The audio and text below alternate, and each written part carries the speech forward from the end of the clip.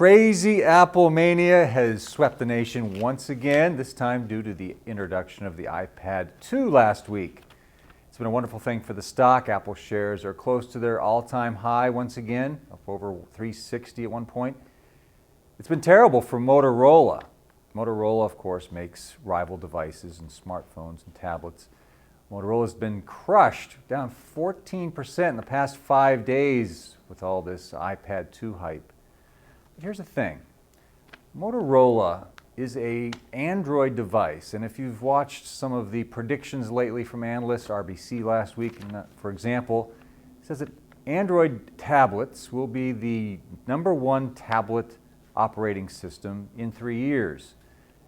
Now, who's better to make the Android push than Motorola? They have the flagship Xoom device. It runs on Honeycomb. This is the latest version of tablet Android software. I would sort of think of this like the smartphone history.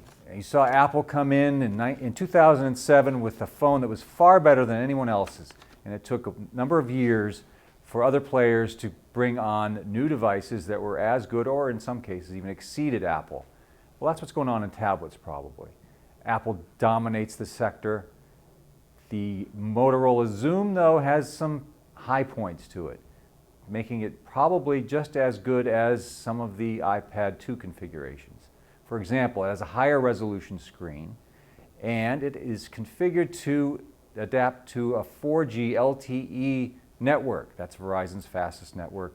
It will be the only tablet device to do that, and therefore probably going to attract a lot of interested buyers, especially the high-end market. And that is not a bad niche for Motorola.